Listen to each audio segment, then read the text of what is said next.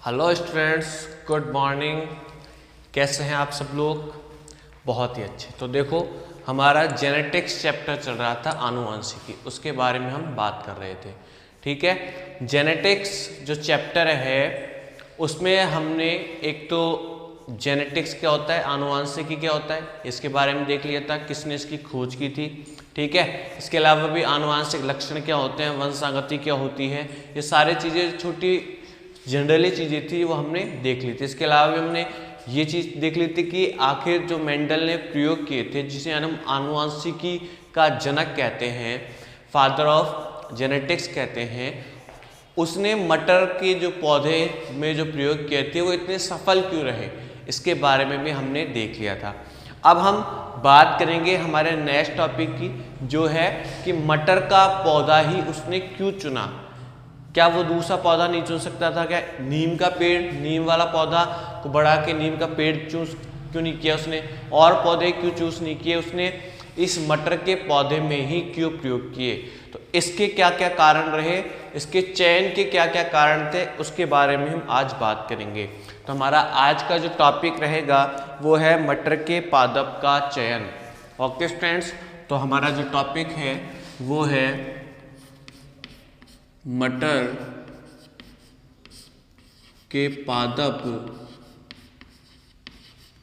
का चयन, कि आखिर मटर के पादप का ही चयन क्यों किया और पौधे क्यों नहीं लिए। तो हम स्टार्ट करते हैं फिर बिना किसी ब्रेक के। मटर के पादप का चयन क्यों किया? फर्स्ट, सबसे पहले मैं बात बताऊं आपको कि मटर का जो पौधा होता है, मटर का जो पौधा होता है वो 1 वर्षीय पौधा होता है। मतलब कि अगर हमें मटर का पौधा उगा रहे हैं तो 1 वर्ष में ही उसके बारे में उसकी जो उग के और वो खत्म हो जाता है। किसमें? 1 वर्ष में। जबकि अगर आप बात करें कि सर मटर के अलावा भी तो बहुत सारे पौधे होते हैं, बिल्कुल, लेकिन उनकी जो उम्र होती है वो ज़्यादा होती है। अगर मैं कहूँ कि सर नीम का पेड़ ले लेते तो नीम का पेड़ ही 100 साल, 150 साल, 200 साल तक जीता है, तो क्या मेंडल इतने साल जी जाते? और फिर यहाँ पे एक पौधे की बात नहीं कर रहे, उसने कई वर्षों तक अध्ययन किया था और कई पीढ़ियों का अध्ययन किया था। एक पीढ़ी का नहीं, अगर किसी बड़े पौधे की हम बात कर लेते तो 100 साल जीता है, तो उसका एक ही पीढ़ी का अध्ययन हो रहा है कि हाँ इसी का अध्ययन कर रहे हैं। यहाँ पे इसने ओनली जनक नहीं, जनक से उत्पन्न होने वाली संतति, उससे होने वाली संतति, उससे होने वाली संतति, मतलब इस तरह से पीढ़ियों का अध्ययन किया था। अगर वो एक ही पौधा 100 साल जीता है मान लो, तो उसकी पीढ़ी आने वाली वो 200, 300, 400, 500 साल होगी, तो वो अध्ययन ही नहीं कर पाता। इसलिए इसने मटर का पौधा क्यों चुना? क्योंकि वो 1 वर्षीय होता है, मतलब 1 वर्ष में उसकी एक प्रजाति खत्म हो जाती है, तो आराम से हम उसके बारे में अध्ययन कर सकते हैं। फिर हम नेक्स्ट प्रजाति के बारे में देखना चाहें तो उसके बारे में हम डिटेल से देख सकते हैं। इसलिए इसने मटर के पौधे का चयन किया। क्यों? क्योंकि मटर का जो पौधा होता है वो 1 वर्षीय पौधा होता है, मतलब 1 वर्ष में ये अपनी जो अंत कर लेता है। 1 वर्ष की पौधा होने के कारण 1 वर्ष में आसानी से अपनी अंत हो जाता है इसका। तो इसने 1 वर्षीय पौधा होने के कारण आराम से इस 1 वर्षीय पौधा मटर के पौधे को चुना था। ठीक है स्टूडेंट, तो फर्स्ट जो पॉइंट हमारा रहने वाला है वो यही रहेगा कि मटर के पौधे का चयन क्यों किया? क्योंकि मटर का पौधा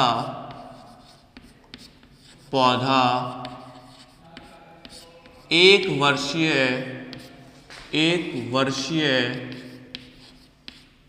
होता है।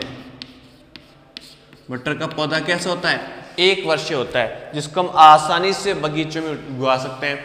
1 वर्ष के बाद फिर दूसरी प्रजाति में लगा देंगे, दूसरा मटर का पौधा उगा देंगे, या फिर उससे उत्पन्न होने वाली संतति को उगा देंगे, फिर उसके बाद में उससे उत्पन्न होने वाली संतति को, वैसे जनक से जो बीज प्राप्त होगा ना, उससे हम दूसरी संतति पैदा कर सकते हैं, फिर दूसरी संतति जो बीज प्राप्त होगा उससे तीसरी संतति पैदा कर सकते हैं।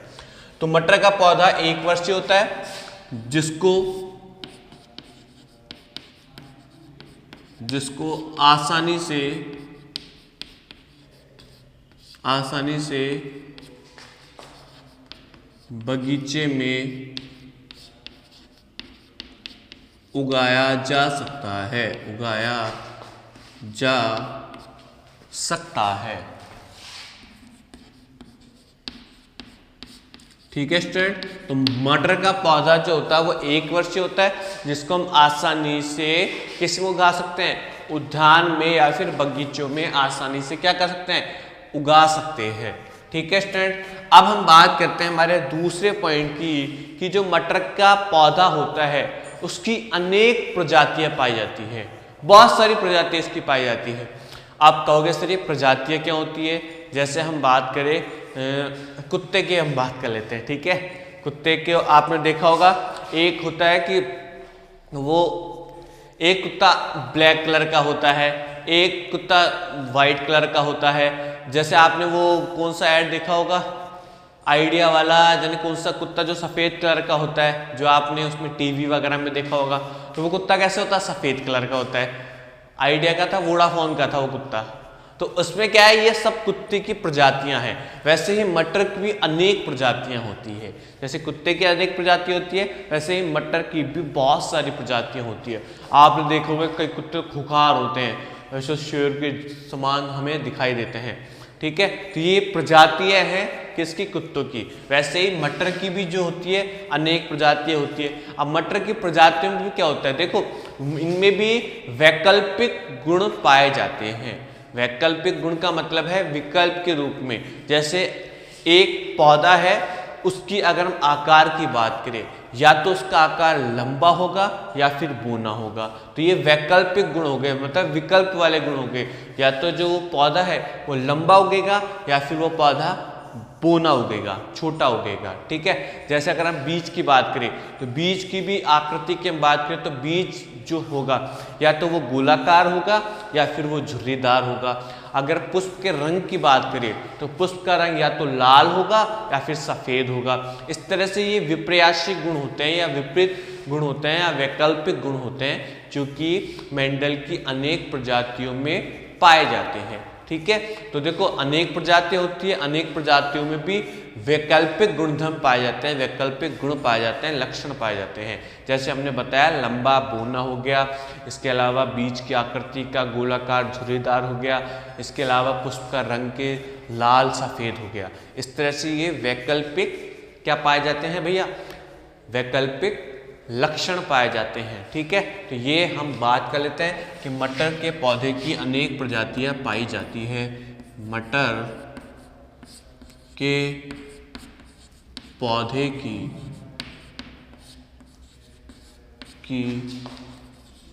अनेक प्रजातियां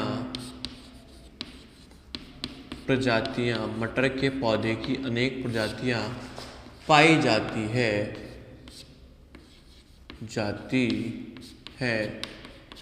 तथा ये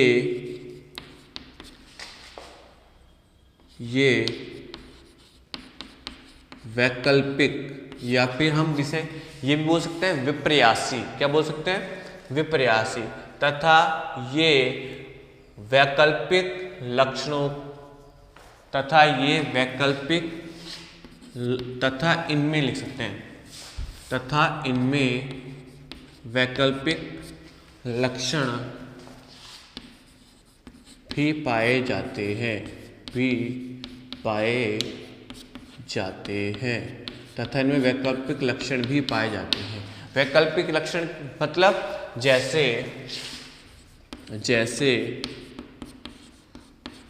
पौधे का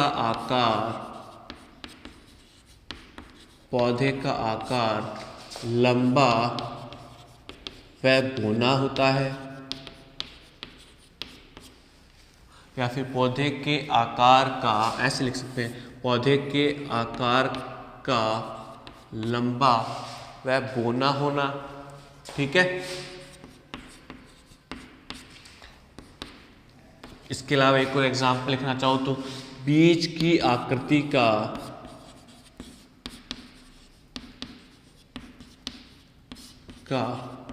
गोल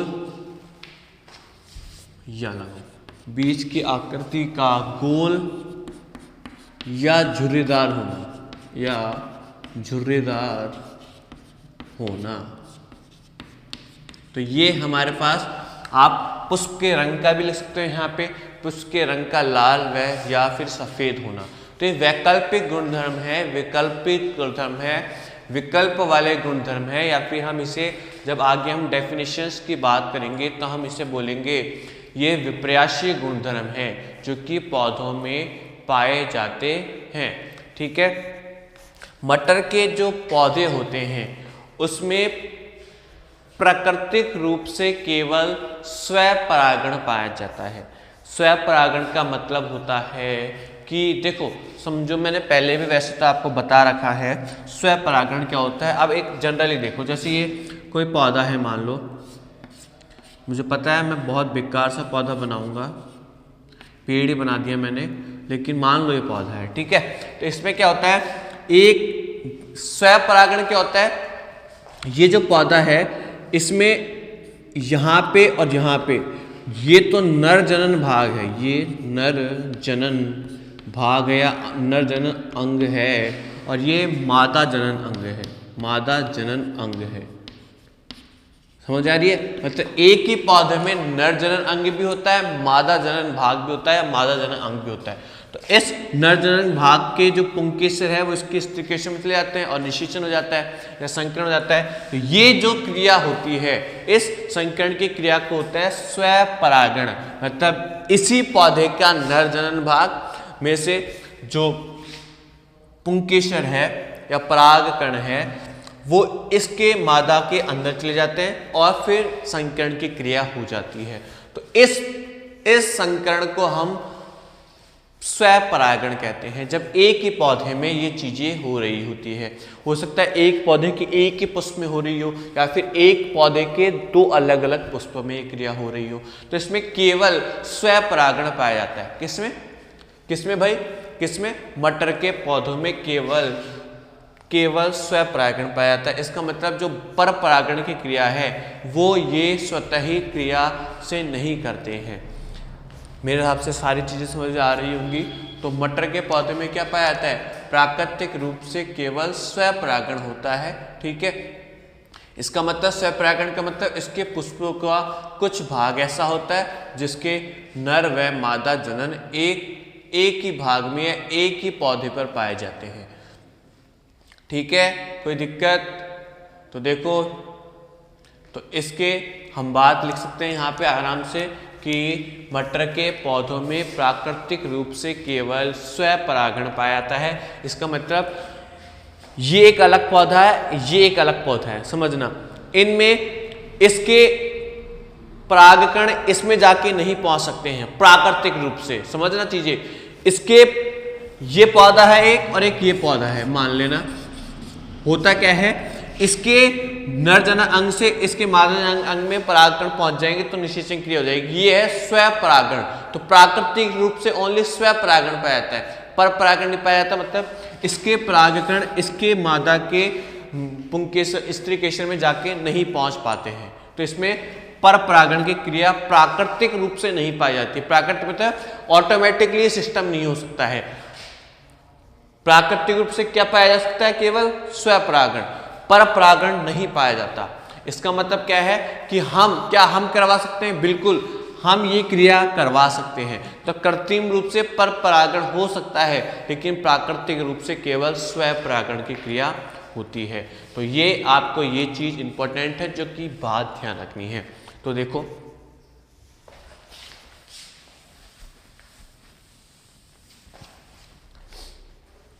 तो हम यहां पे थर्ड पॉइंट पे लिख देंगे, मटर के पौधों में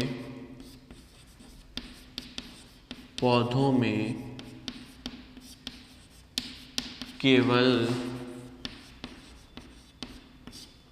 स्वपरागण की क्रिया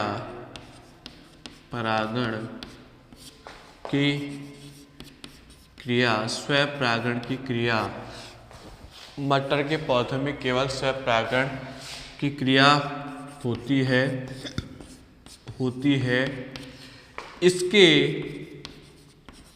पुष्पों का कुछ भाग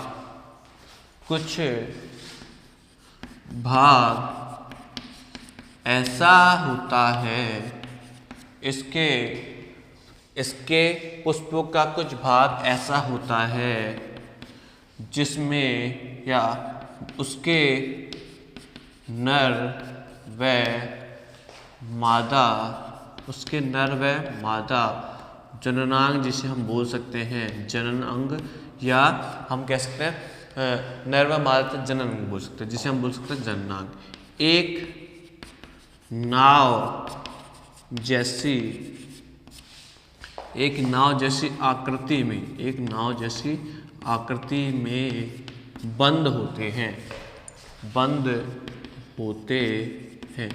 एक नाव जैसी आकृति में क्या होते हैं? बंद होते हैं। इस तरह से नाव जैसी संरचना होती है। इस तरह से नाव जैसी संरचना होती है। तो उस नाव जैसी संरचना में नर व मादा जना क्या होते हैं? बंद होते हैं। इसके लिख सकते हैं यहाँ पे, इसके नर व मादा जननांग।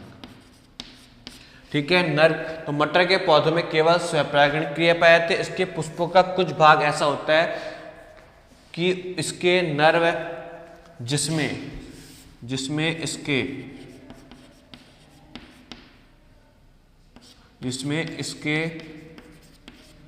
इसके नर व मादा जननांग एक नाव जैसी आकृति में क्या होते हैं? बंद होते हैं दोनों।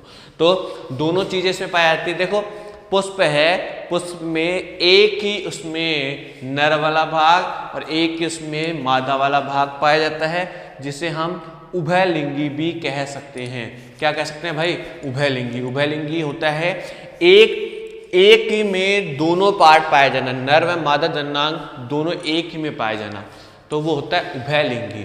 क्लियर है चीजें? तो उभयलिंगी की हमने बात कर ली है। उभयलिंगी का पॉइंट मैं लिखवा दूंगा आपको, ताकि आपको ये चीज भी ध्यान रहे। तो यहां तक हमने 3 पॉइंट देख लिए हैं। तो देखो नर व मादा, तो ये लिख लो, नर व मादा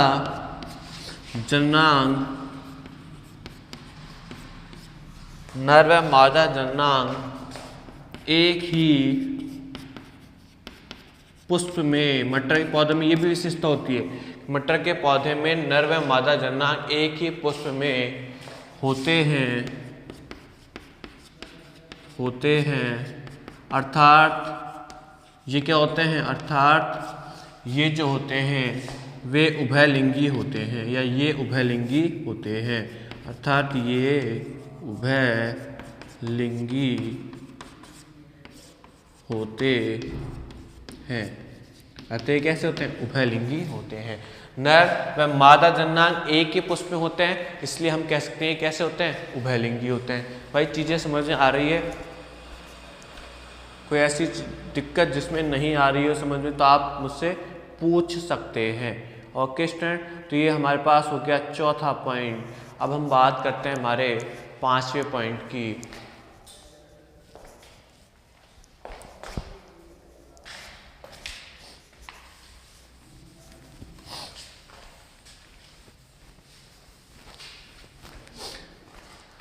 तो देखो 5वें पौधे की बात यह है कि नर वो क्या, जो मटर का पौधा है उनके पुष्पों में कृत्रिम पर परागण कराया जा सकता है। मतलब हम अगर परागण करवाना चाहते हैं, इस पौधे का नर जनन भाग को इससे रिएक्शन करवाना चाहते हैं, संकरण कराना चाहते हैं, तो हम आसानी से ये करवा सकते हैं। तो हम लिख सकते हैं यहाँ पे ये पॉइंट भी 5th नंबर का पॉइंट, जो कि देखो ये सारी चीज़ें हमने समझ ली है, तो हमें अब दिक्कत नहीं आएगी। हमें बस पॉइंट याद होना चाहिए कि हाँ पॉइंट कौन सा है, पॉइंट कौन सा है, पॉइंट कौन सा है। तो मटर के हम लिख सकते हैं मटर के पुष्पों में पर परागण आसानी से, मटर के पुष्प में पर परागण आसानी से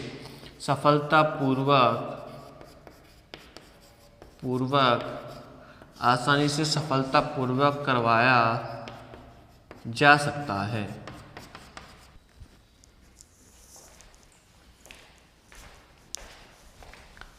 देखो स्टूडेंट, तो मटर के जो लास्ट जो पॉइंट है वो है,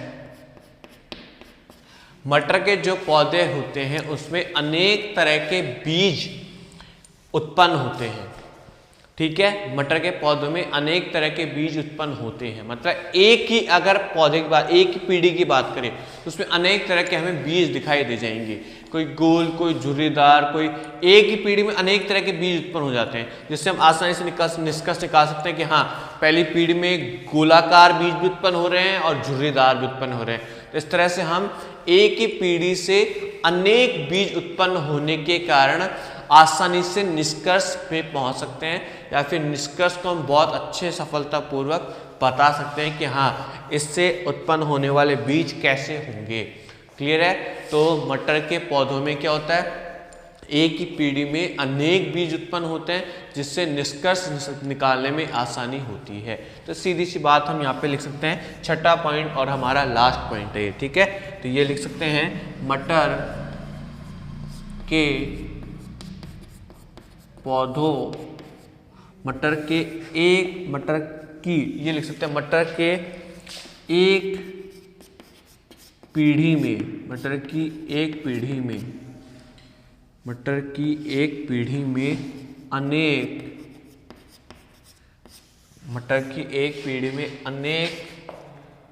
प्रकार के बीज उत्पन्न होते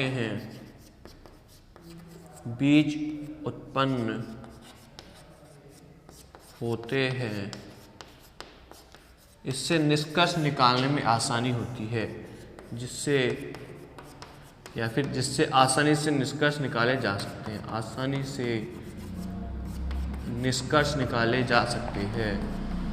निष्कर्ष निकाले जा सकते हैं।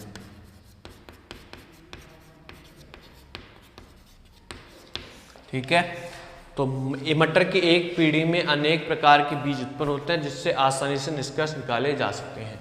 तो देखो 6 पॉइंट वापस मैं रिवाइज करवा रहा हूँ, एक बार सबसे फिर से सुनना। मटर का पौधा 1 वर्षीय होता है, जिसको हम बगीचे में आसानी से उगा सकते हैं। 1 वर्षीय है तो आसानी से वो तुरंत गति से, प्रभाव से रिजल्ट देगा, क्योंकि उससे हम मतलब 2, 4, 5 सालों में बहुत सारे तरह के बीज प्राप्त कर सकते हैं।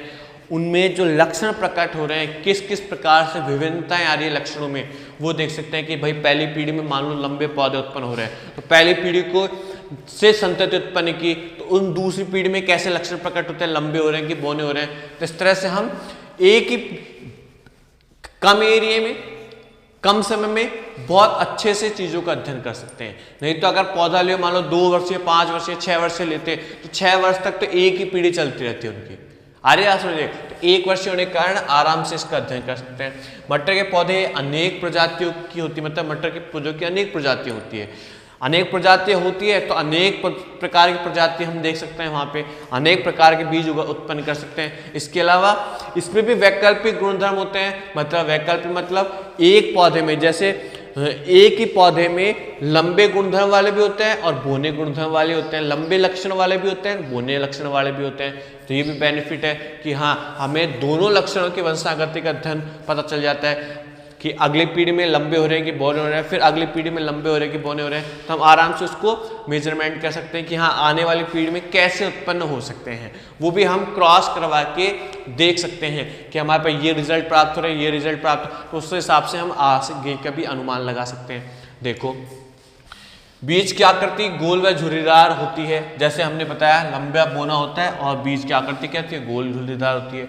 इसके अलावा मटर के पौधों में केवल स्वपरागण की क्रिया होती है। स्वपरागण क्रिया कैसे होती है, मतलब एक ही पौधे में नर और जनन भाग में जो क्रिया होती है वो स्वपरागण की क्रिया होती है।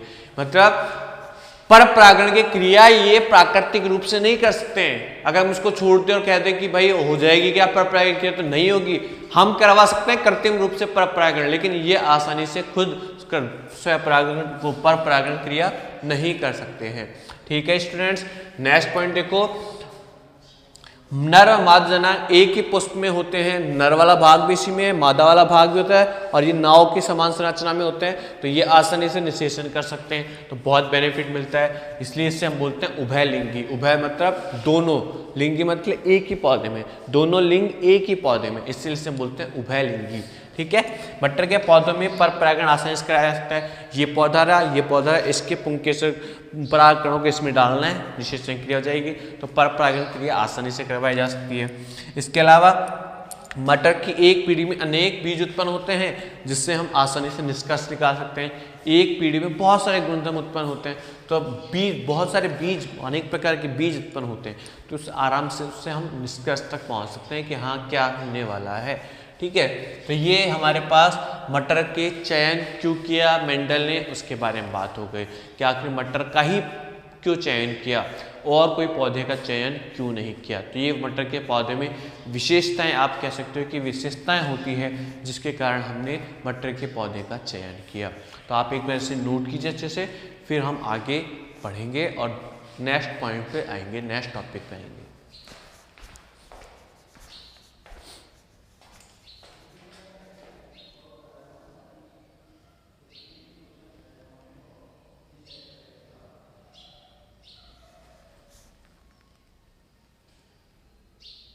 यस स्टूडेंट्स, तो अब हमारे पास जो नेक्स्ट टॉपिक है, देखो हमने बहुत अच्छे से चीज़ें कवर कर रहे हैं और आगे भी ऐसे ही कवर करेंगे, बस आप बने रहिए हमारे साथ और कंटिन्यूस इस वीडियो को देखते रहिए। क्यों? क्योंकि ये चैप्टर बहुत छोटा है। पहली बात तो छोटा नहीं है, लेकिन हम कहेंगे बहुत कम क्लासों में हम खत्म कराएंगे, तो एक तरह से आप कह सकते हैं कि कम टाइम में, कम वीडियो में आपको एक कंप्लीटली चैप्टर कवर हो जाएगा। आगे पास में तो देखते रहिए, छोटा चैप्टर है लेकिन हमें समझानी तो सारी चीजें, इसलिए थोड़ा सा लेंथी हो जाता है, लेकिन हम छोटे चैप्टर को उसी वे में समझाते हुए भी और कम टाइम में करवाने की कोशिश करेंगे। ठीक है, तो 1 2 3 4 लेक्चर, 2 तो लेक्चर हो गए हमारे, एक लेक्चर हुआ है, तो 1 2 लेक्चर और होंगे, उसके बाद फिर हमारा लगभग समाप्ति की ओर होगा। ठीक है, तो आप एक बार इसको बहुत अच्छे से देखते रहिए। आनुवांशिकी, जेनेटिक्स की हम बात कर रहे हैं। तो देखो अब हमारा जो नेक्स्ट टॉपिक है वो है कि मेंडल ने अपने प्रयोग किए थे। ठीक है, तो मेंडल ने मटर का पौधा लिया था, मटर के पौधों में उन्होंने मटर के कौन कौन से लक्षणों का अध्ययन किया। मटर के जैसे बहुत सारे लक्षण होते हैं, उसकी फली का रंग होता है, उसके बीज की आकृति होती है, बीज का रंग होता है, फली की भी पादप की आकृति होती है या फिर आकार होता है, जैसे ऊंचा है कि बोना है, लंबा है। तो उसने कौन कौन से ऐसे लक्षण लिए थे जिनका उन्होंने अध्ययन किया था, तो मैं आपको बता दूं मेंडल ने 7 लक्षणों का अध्ययन किया था। 7 विपर्यासी, विपर्यासी मतलब वैकल्पिक, वैकल्पिक मतलब अपोजिट, मतलब एक तो लंबा हो गया एक बोना, ऐसे 7 लक्षणों का उन्होंने अध्ययन किया था। अब हमें क्वेश्चन पूछा जाता है कि मेंडल ने कितने लक्षणों का अध्ययन किया अपने प्रयोगों में, तो मेंडल ने 7 लक्षणों का अध्ययन किया। उन लक्षणों में भी क्वेश्चन पूछा जाता है, तो हम अब वो टेबल बनाने वाले हैं जिन लक्षणों की हम बात करेंगे। ठीक है, तो टेबल बना के और फिर हम उसको आगे की तरफ बढ़ाएंगे। तो मेंडल के प्रयोगों के लिए मटर के मेंडल द्वारा चुने गए 7 जोड़ी विपर्यासी लक्षण, ये हमारा टॉपिक रहने वाला है। मेंडल द्वारा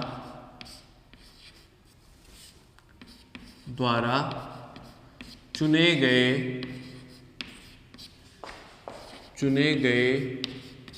7 विपर्यासी लक्षण,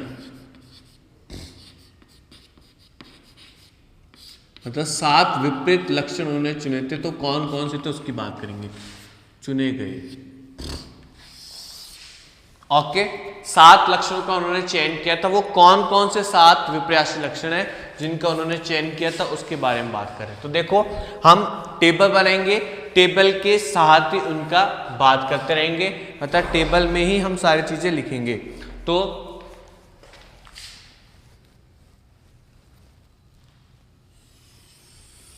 यहां पे हम लिखेंगे लक्षण या पादप का लक्षण। ठीक है, पादप का लक्षण या पौधे का लक्षण। ओके, कोई दिक्कत?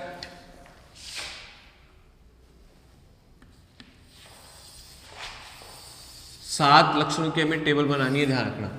7 में भी जैसे इस वाले जो पार्ट है उसको आपको थोड़ा बड़ा रखना है, पहले वाले पार्ट को, और 2 वालों को छोटा रख देना, कोई दिक्कत नहीं है। जैसे हमारे बराबर के से पार्ट हो गए, लेकिन आप इसको बड़ा कर सकते हो। ठीक है, और इन दो को छोटा कर सकते हो क्योंकि इनमें बहुत कम वर्ड्स आने वाले हैं। यहां पे देखो, यहां पे हमें लक्षण का पादप का लक्षण हो गया, यहां पे हम लिखेंगे प्रभावी लक्षण।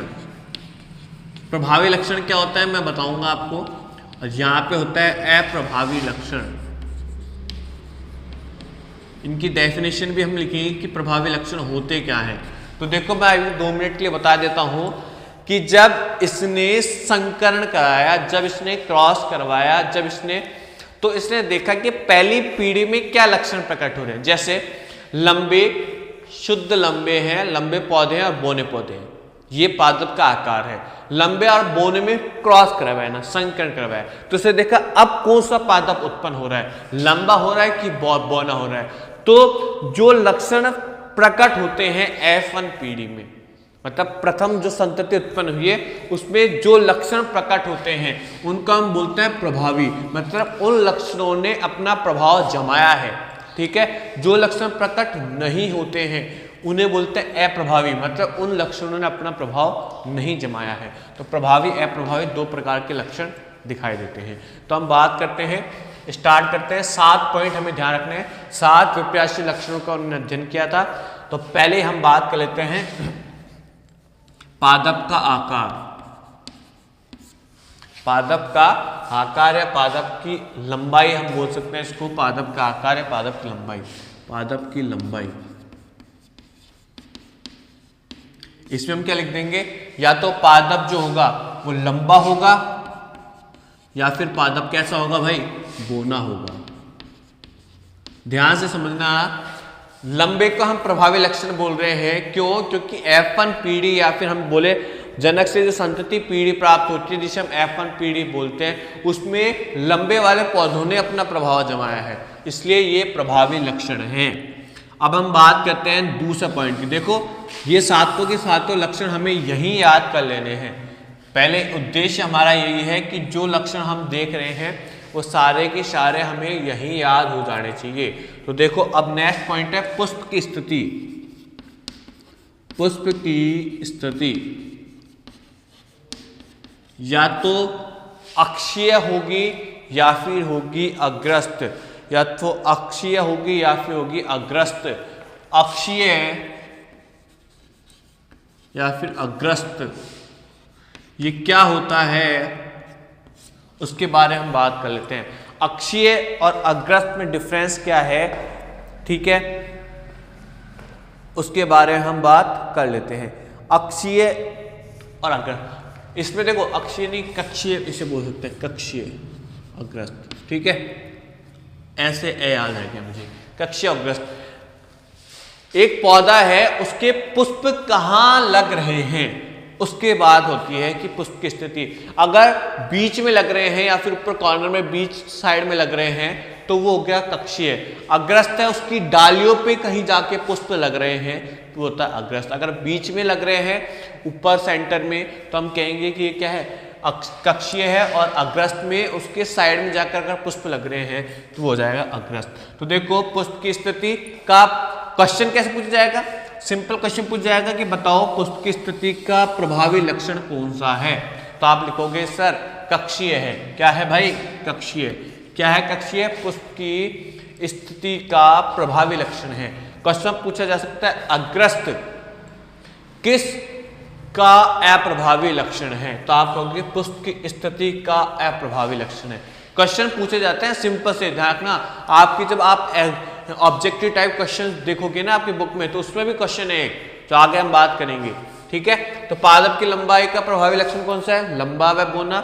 पुष्प की स्थिति का कक्षीय व अग्रस्त। तीसरा जो पॉइंट है हमारा वो हम ले सकते हैं पुष्प की स्थिति हो गई। अब पुष्प के बारे में हम बात करें तो पुष्प का रंग हम ले सकते हैं, तो पुष्प का रंगों की हम बात कर लेते हैं। यहाँ पे पुष्प का रंग, पुष्प का रंग, रंग में हमारे पास अब देखो यहाँ पे भी 2 तरह के रंग आएंगे, एक तो प्रभावी और एक अप्रभावी। तो प्रभावी कौन सा है, अप्रभावी कौन सा है, उसकी हम बात कर लेते हैं। तो जो प्रभावी लक्षण होता है वो है बैंगनी लक्षण, और अप्रभावित जो है वो है सफेद कलर के पुष्प। तो या तो बैंगनी कलर के पुष्प आएंगे या फिर सफेद कलर के पुष्प आएंगे। बैंगनी कलर के पुष्प आ रहे हैं तो प्रभावी है, मतलब F1 पीढ़ी में इन्होंने ही अपना प्रभाव जमाया है। और सफेद रंग के पुष्प आ रहे हैं तो वो क्या है, अप्रभावी लक्षण है। किसका? पुष्प के रंग का। पुष्प का रंग कैसा होगा भाई? या तो बैंगनी कलर का पुष्प होगा, मटर के पौधों की बात कर रहे हैं, या फिर सफेद कलर का पुष्प होगा। या तो बैंगनी कलर का पुष्प होगा या फिर सफेद कलर का पुष्प होगा। किसका? मटर के पौधों का। ये नहीं तुम क्या सर हमारे यहाँ तो लाल कलर के पुष्प आते हैं।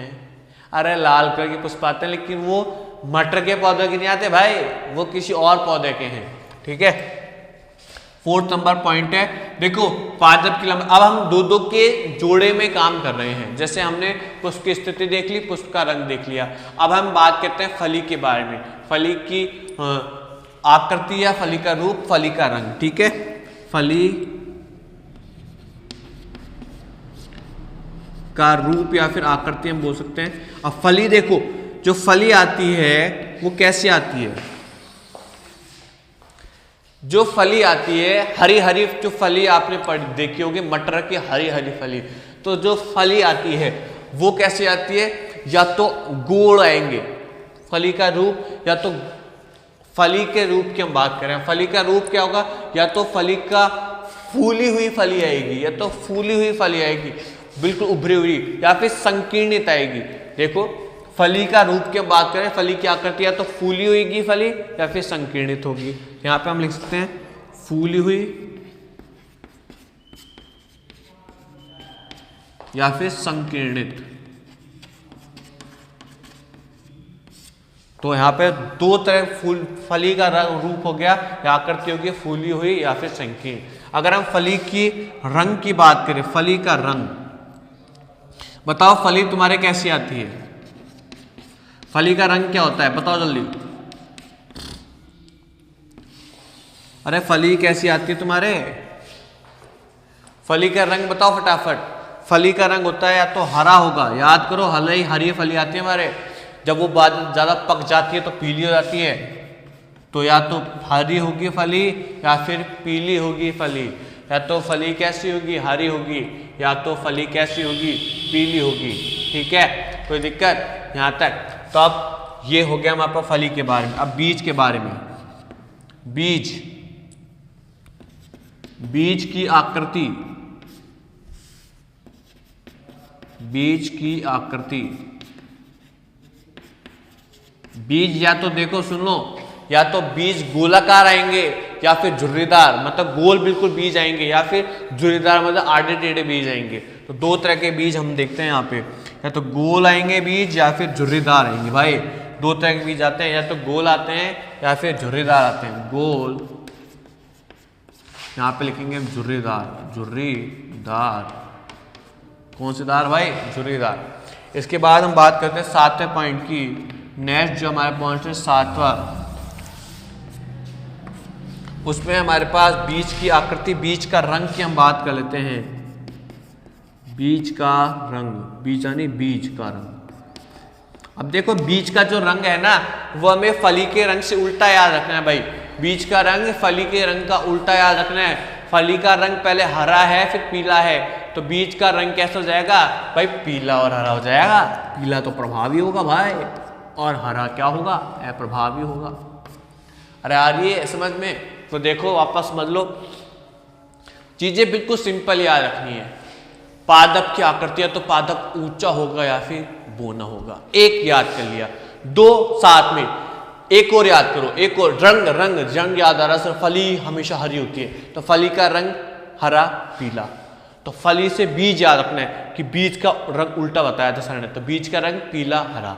ठीक है, फिर हम आते हैं पुष्प की स्थिति। पुष्प की स्थिति या तो पुष्प बीच में लगेंगे या फिर साइड में लगेंगे। पुष्प की स्थिति कक्षीय अग्रस्त। पुष्प की स्थिति कक्षीय अग्रस्त।